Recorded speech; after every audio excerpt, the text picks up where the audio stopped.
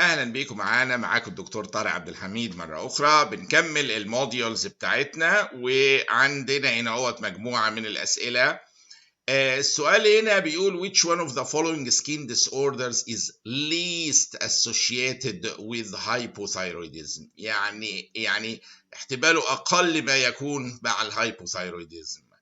هو شوفوا باختصار شديد جدا الهايبوثايروديزم من الامراض الاندوكراين اللي فيها مانيفستيشنز كتيره قوي. فمثلا على سبيل المثال نقص الثايروكسين بيقلل او بيغير في الكوليسترول ميتابوليزم، وبيحصل معاهم هايبر كوليستروليميا، ممكن تعمل دانثوما اللي هي ديبوزيتس حوالين الاي في السكين.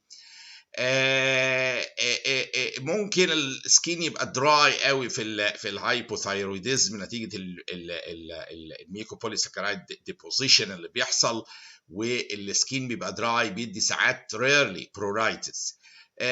ومعاها فيتشرز ممكن البعض يتصور انها زي اكزيما نتيجه الميكزوميتس تشينجز اللي حاصله في السكين نفسه والدراينس، فبتعمل some form of eczema بسيطه. dry coarse hair is typical. الدراي coarse hair ويقع الحاجب، حتى مشهور الاوتر ثيرد بتاعه في الهايبوثايروديزم ده very common. كل دي اعراض هايبوثايروديزم. لكن الحاجه الوحيده اللي هي العكس خالص هي حاجه اللي هي بريتيبيال ميكسيديما. برغم ان اسمها ميكسيديما لكن هي بتحصل مع الهايبر ثايروديزم والجريفز ديزيز. وهنشرح ليه دلوقتي. فالبريتيبيال ميكسيديما هي اقل سكين مانيفستيشن ممكن اتخيل وجودها في الهايبوثايروديزم، لانها تيبيكالي بنلاقيها هي دي البريتيبيال ميكسيديما. بتبص تلاقيها سكين كونديشن دي كاركترايز باي ريدنس على خفيف كده، سوالون سكين على الشين اوف تيبيا غالبا، والتكتشر بتاعته ممكن تبقى زي الاورنج بيل رف كده. لو تشوفوا تحسوا الرفنس باينه هنا الريجولاريتي بتاعته كانه اورنج بيل. فدي تيبيكال مع الجريفز ديزيز، مش مع الميكسيديما او الهايبوثايروديزم. برغم اسمها بيريتيبيال ميكسيديما، هي جايه من في الهايبرثايروديزم بيبقى في الابنورماليتي بتحصل معاها ابنورمال ديبوزيتس من ميوكوبوليساكرايدز، ممكن تروح عامله لي البيريتيبيال ميكزوميتاس ديبوزيتس دي، تبص تلاقيها عامله لنا البيريتيبيال ميكسيديما. عشان كده سميت هنا من الاسم الميكزوميتاس ديبوزيتس من الابنورمال تي اس اتش، وبيتحد مع بعض الكومباوندز ويبداوا يترسبوا كميكزوميتاس ديبوزيتس في السكين، وتعمل لي البريتيبيال ميكسيديما دي اللي تيبيكالي اسوشيتد مع الجريفز ديزيز راذر ذان، وقد يكون لها علاقه بالاميون رياكشن اللي حاصل برضه. كل ده بيؤدي لتكوين الكومباوندز اللي هي بتترسب هنا وتعمل لي البريتيبيال ميكزوميتاس ديبوزيتس او بريتيبيال ميكسيديما اللي مع الجريفز ديزيز. فحينما يسال هنا الممتحن اللي هو الليست كومنلي اسوشيتد سكين مانيفستيشن البريتيبيال ميكسيديما، برغم انه بيسال على الهايبو ثايروديزم لانها اساسا مع العكس خالص مع الجريفز ديزيز. هي دي البريتيبيال ميكسيديما اللي بنتكلم عنها. عندي هنا برضو سؤال، ده فاكت normal daily requirements of vitamin D في النورمال infants. هو في الكبار بيبقى 400، لكن في الانفنت بيبقى احتياجات اكتر 400 ل 800 انترناشونال يونت ديلي، لانه احتياج الانفنت في النمو بيبقى اعلى.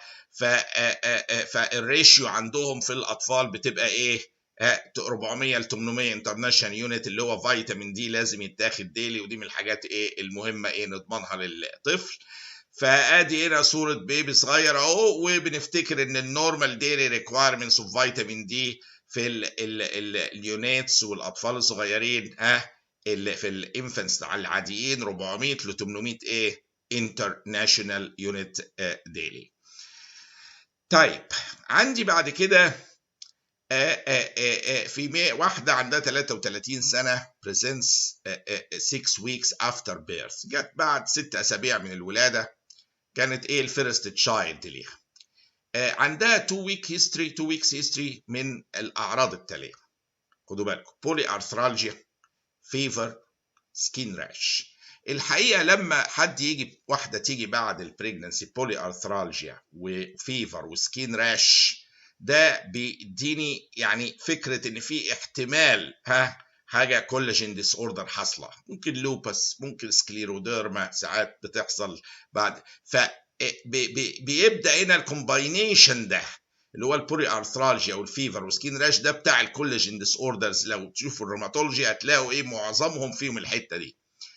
فاول حاجه اتعملت ESR كان عالي قوي، وده يمشي برضو مع ايه احتماليات كولاجين ديزيز. هو السؤال الممتحن هنا بيقول لك ايه what is the most specific antibody of limited scleroderma. هو عاوز يكسكلود او يبروف ان ايه دي limited scleroderma او not. فايه التست السبيسيفيك ليها؟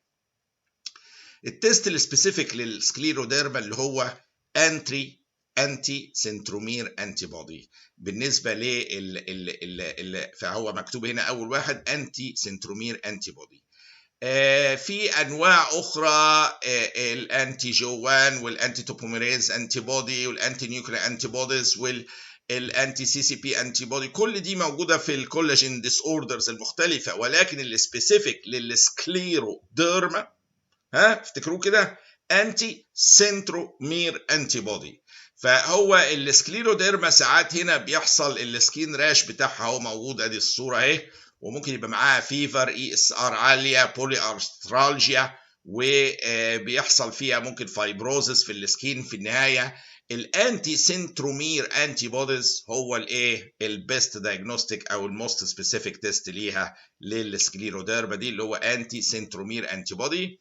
ده بيبقى اوردرد اساسا تو هيلب دايجنوز الاوتو اميون ديس اوردرز اللي هي بالذات ليميتد للكوتينيوس سكليروديرما فورم، ودي فورم من السكليروديرما على حاجه اسمها كريست سيندروم، بيبقى كالسينوزيس واسوفيجيال ديسموتيليتي ورينولدز فينومينا، كومباينيشن كده اسمه كريست سيندروم في الروماتولوجي مع سكليروديرما بيديني ايه some form of cutaneous scleroderma. ممكن ايه نلاقيها مع البولي ارثرالجيا والفيفر ESR عالي. لكن لو لقينا الانتي سنترومير انتي بودي بوزيتيف ده يخليني على طول ايه اتجه لتشخيصها اللي هي ايه limited form of scleroderma دي.